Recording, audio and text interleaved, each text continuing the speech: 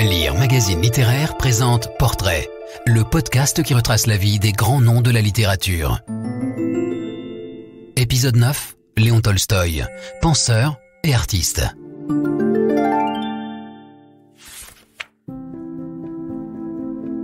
En lui, un penseur et un artiste ont toujours cohabité, sinon rivalisé et bataillé. Ce tiraillement continu entre convictions théoriques et expériences esthétiques prendra toute sa dimension durant les 30 dernières années de sa vie.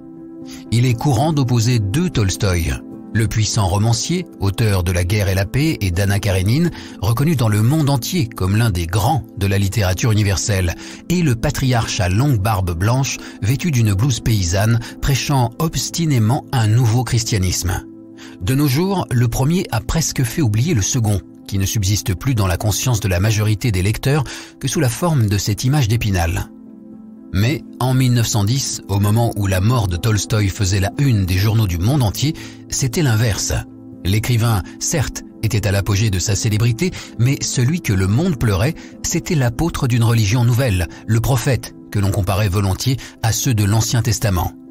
Cette opposition a sa raison d'être. La nier serait minimiser la profondeur et l'importance de la crise spirituelle qui, littéralement, a coupé sa vie en deux.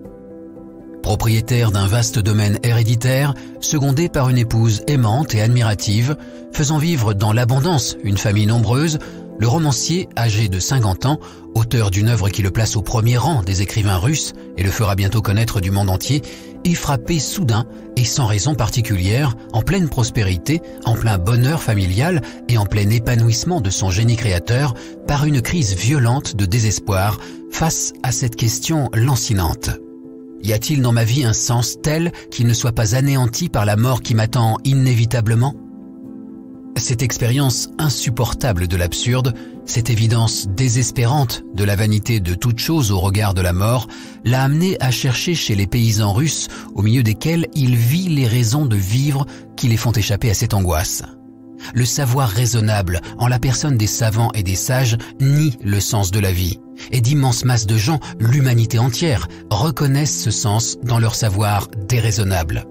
Et ce savoir déraisonnable est la foi. Il s'agit d'une véritable conversion, à la lumière de laquelle toute sa vie passée lui apparaît comme dénuée de sens et de valeur. Tel est le message de sa confession dans laquelle il raconte en 1882 l'épreuve qu'il vient de traverser et le renversement des valeurs qu'elle a entraîné en lui.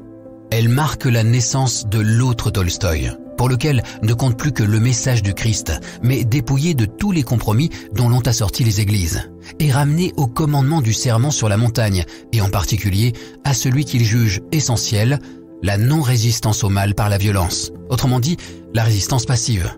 C'est à la lumière de cet enseignement qu'il juge et condamne toutes les institutions de la société contemporaine, y compris les églises établies. C'est ce Tolstoï-là, surtout, dont la quête spirituelle répond si bien aux angoisses du monde civilisé à la veille des grandes convulsions du XXe siècle, qui est pleuré au moment de sa mort.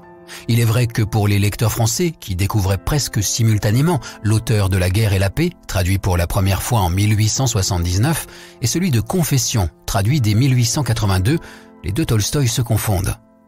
L'amalgame de ces deux figures successives de l'écrivain nous a placés dans une position privilégiée.